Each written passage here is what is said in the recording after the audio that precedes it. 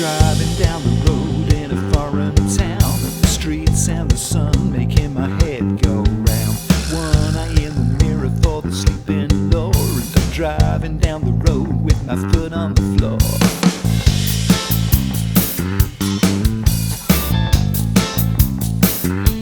Well, it seems like I've been running for a week, and I hardly know my name. I can't stand the heat.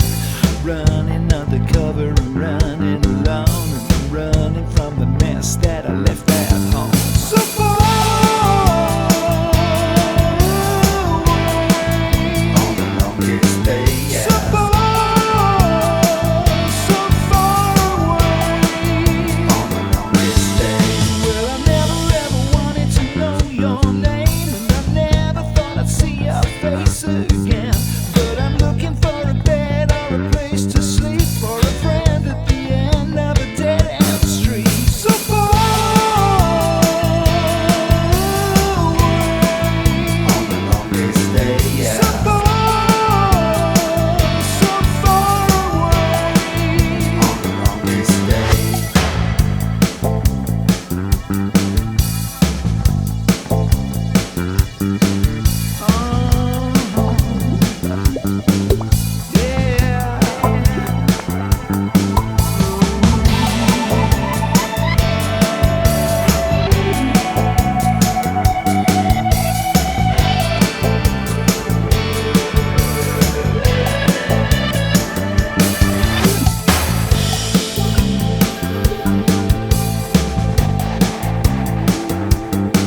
I've been driving on my own and sleeping in my car, and I never knew the road could go so far. All the way to heaven, it'll turn you cold if your dreams always die by the side of the road. So far away on the longest day, yeah. So far away on the longest day. So far away on the longest day, yeah. So far away on the longest day.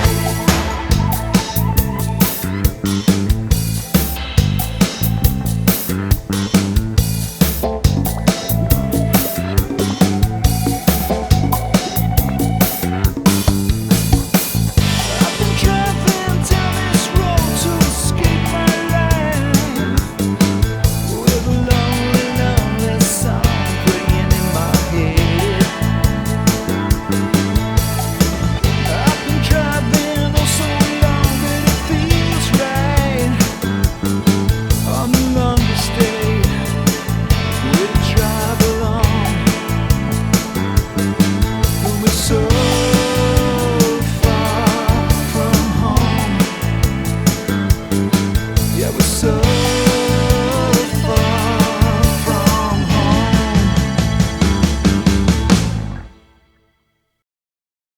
Okay, hello everybody again. We're doing another Zoom call, and as usual, Red's going to be the question master, because we're talking about remembering the Wild Wild West album and the years when we had a #1 single. So probably best if you just start, Red, and start with the questions that people have sent in. Yeah, I got a few questions here, actually, some interesting ones. I think from Colin. He's asking, the Wild Wild West album was quite a change in sound from White Fields, and he's wondering what drove that. Who's going to answer that one? Well, we can be honest, really, can't we? I mean, we can just say market forces and record company made us change, because I guess, and we've talked about this before, haven't we? I mean, we were in a sort of swirl of other bands all doing that sort of guitar-based U2 rock, which we enjoyed doing, but it wasn't different enough for us to get noticed, I'm guessing. Anyone got anything to add on that? I think also the way the music had changed, because when we did Whitefields, it was early 80s, and the album came out, 85, 86. And then when we went to Whitefields, the music bits had changed, the music scene had changed, hadn't it? It'd become, you know, there was Run DMC meeting up with Aerosmith, and we started taking a few influences from all of our influences, like me with reggae and Tamlery sounds, and John with all his sort of glam stuff, and you know, and you know, I think we sort of went, you know, we just experimented a bit more, really, got away from the guitar-based bands. Yeah, so it was probably a very good move on our part, I think, because we started having hits, and we were doing what we considered to be more original music, I'm guessing. That's probably the answer to that, Colin. And we know Colin because he used to come to all our gigs back in the day, in the Whitefields days. So what's the next question, Reb? Well, actually, the next one's from Colin too, so I might as well throw that one in right now because it's kind of related to the last question. Because he's also wondering how far you got with it on EMI and what were the reasons for EMI not liking it. Oh, so this is. Oh, well, that was just a simple change of personnel at EMI, really. That was the old. I think our A&R man left, and we got given to somebody else who probably didn't really want us on his budget, to be honest with you. And very famously heard Wild Wild West and said, "I can't hear a hit," if you remember. Yeah, that's right. Yeah, there's not a hit on that record. No. It shows how much they know, eh? Yeah, and guys, that reminds me of, we were sort of sitting in Maison Rouge, which was Nick from Boys Don't Cry's studio, Nick Richards' studio, halfway through the album with Chris Kimsey, and we really felt like we had something special, especially with the Wild Wild West track and Shake for the Shake, and you know, just the sound we were making.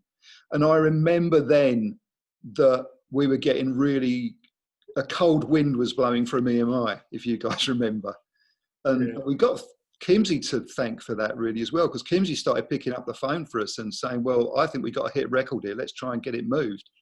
So it was because of him we eventually signed a deal with Atlantic. Yeah.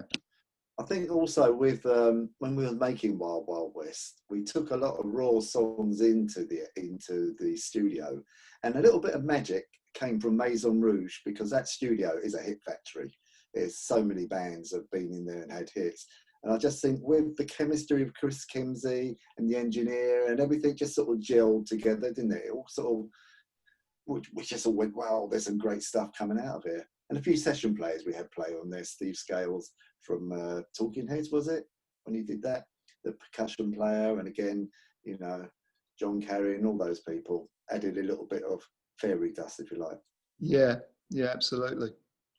So yeah, and a sort of part two to that question from Colin also was, what was the story about leaving EMI, where you pushed and joining Warner's and that whole little escapade? Well, we were kind of pushed, but not pushed, weren't we? I mean, what do you reckon, John? What would you say? Well, I think we could see the writing on the wall, is the truth of it. That's what the truth, and also it kind of culminated in our management contract ending with our manager at the time. So we were able to move to heavyweight management, which was a good thing and probably not a good thing. And they were able to use their muscle to basically just kind of get us out of EMI, but not only get us out of EMI, get interest from. I mean, we could have signed to four different record companies in America on the back of that album. They took it over there, and like, we'd never experienced anything like that. They were flying over from America to come and watch us play in John Henry's, you know. In the rehearsal, yeah, that's right. Yeah, rehearsing in John Henry's. They were flying over just to watch us there, because we didn't have any gigs at the time, because we were in the middle of making an album, you know, or just finished an album. So yeah, and that was the difference. So we knew that we'd sensed the writing was on the wall, and we kind of jumped before we were pushed. Let's put it that way. And jumped across the Atlantic, which is what we jumped across the Atlantic. Yeah. Which worked out to be a pretty good move, I'd say, right? I think so, Red. I really do. I think if we hadn't have done that, we'd have just disappeared. To be really honest, we'd have been buried. So yeah, we would have. We couldn't. We would have been able to go on, because we would have got dropped by EMI. Wouldn't have got signed probably by anybody else. And then you know, we'd have all been doing other things. We would. So and that's quite a big difference.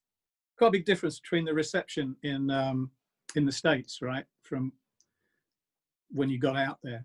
Oh yeah, I remember landing. Well, we didn't actually. I think we've said this before, but we didn't actually land in America until we already had a #1 hit. So we sort of went from virtual obscurity in the UK straight into being like the top band of the week, you know, and that was nuts, wasn't it? I mean, it's like so full on. Yeah, it's brilliant.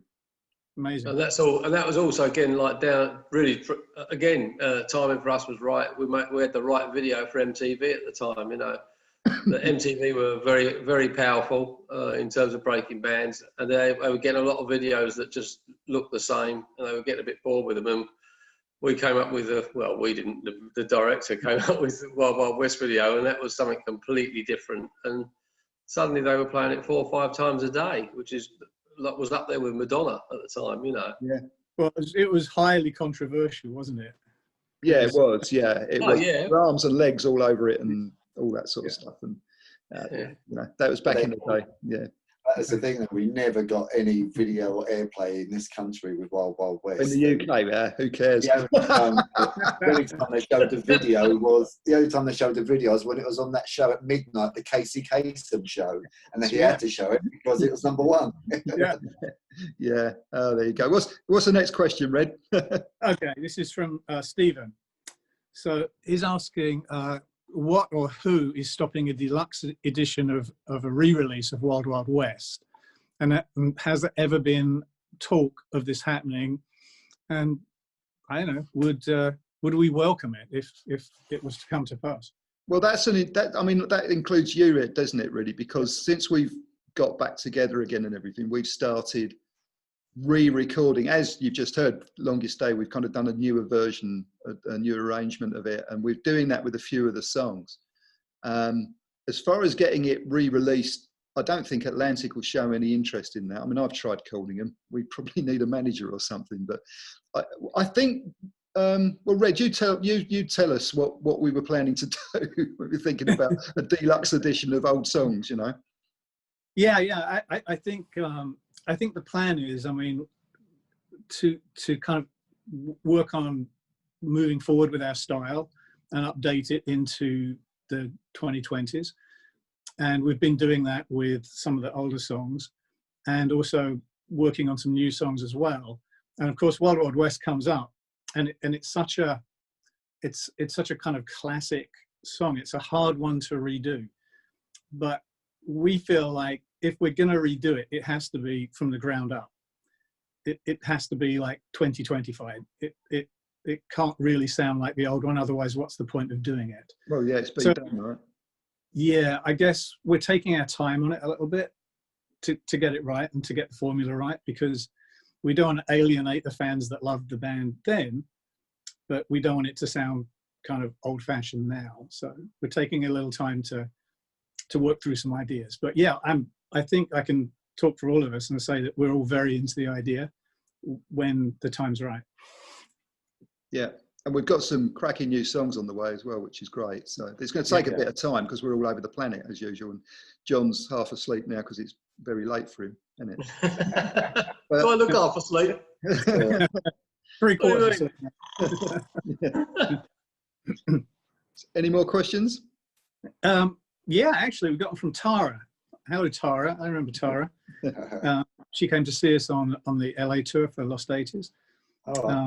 And she says, what do you remember about your first gigs in the USA after Wild Wild West was a hit? Kind of touched on that a little bit, but can you remember playing Long Island? Can you remember playing Long Island? And she says, "Oh, you're there."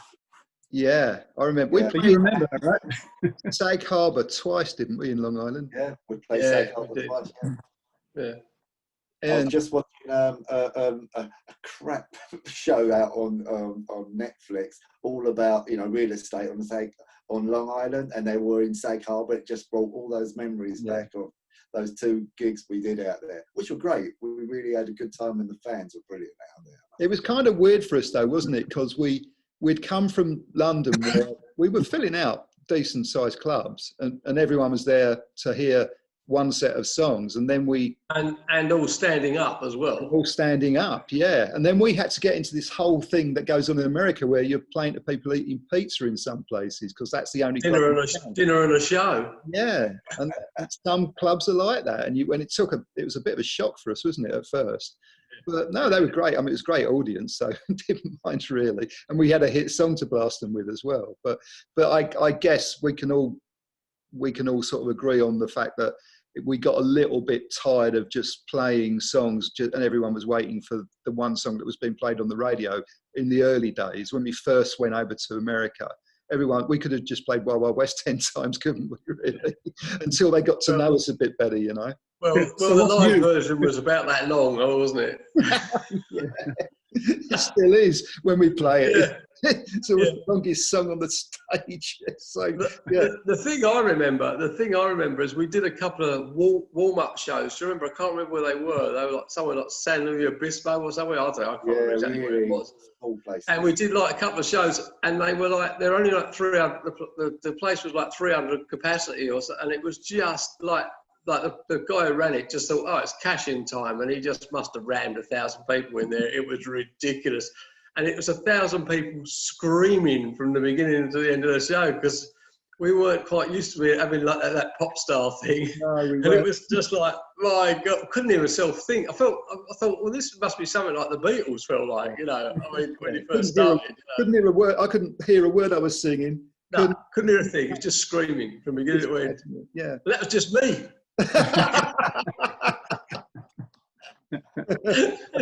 Yeah. Okay, well, I think that answers Tara's question there. So we have one from, hey Tara, this is one from Rachel. She's saying, I first saw you on MTV. Okay, we touched on MTV and Wild Wild West.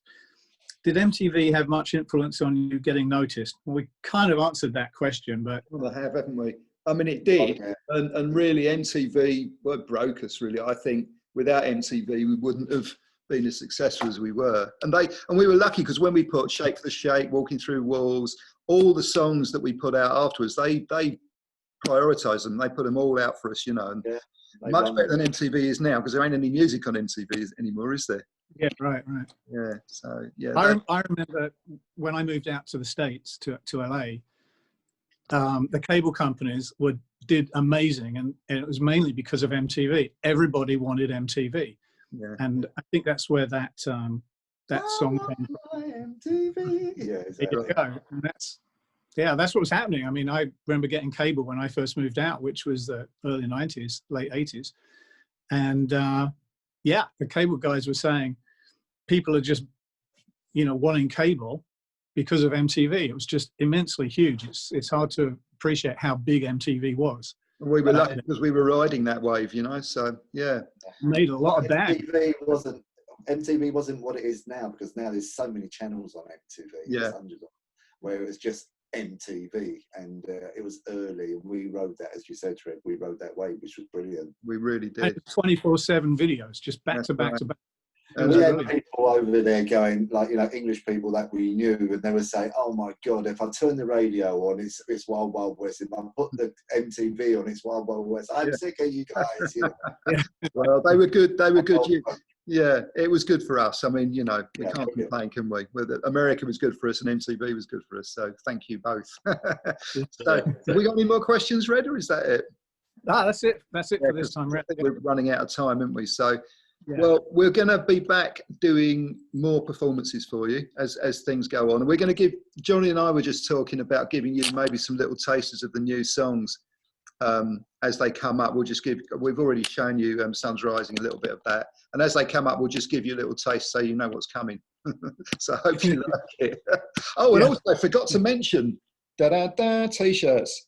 So yeah, we're doing some sort of merch stuff on our site, and check all that out. And I think when we're putting this out, we're going to have messages about merch offers and stuff like that. So yeah, help us out, lads. And lasses, yeah. We need shipped a few t-shirts. I think it'd be quite good fun before we can actually gig again. It'd be nice to see people turning up with Escape Club t-shirts when we next do a gig, I think. Yeah, maybe there's some special prizes for anybody showing up with an Escape Club T-shirt. Yeah, it's a good idea. Yeah, I'll give them an Escape Club T-shirt. No, Johnny will cook them a personal Greek meal backstage. Yeah. Big bowl all round. There you go. Yeah. But we're going to be doing a lot more little, bits of online stuff as much as we can, because obviously we can't play live, and God, we'd love to be out there doing it, but obviously, this COVID thing's inhibiting it. But we will be doing more stuff, as Trev said earlier, more new material on its way. We'll try and get that as soon as possible, and just keep your eyes peeled for all these little things we're doing right now. Yeah, good. All right. Yeah. Say goodbye. Right, signing off. Goodbye.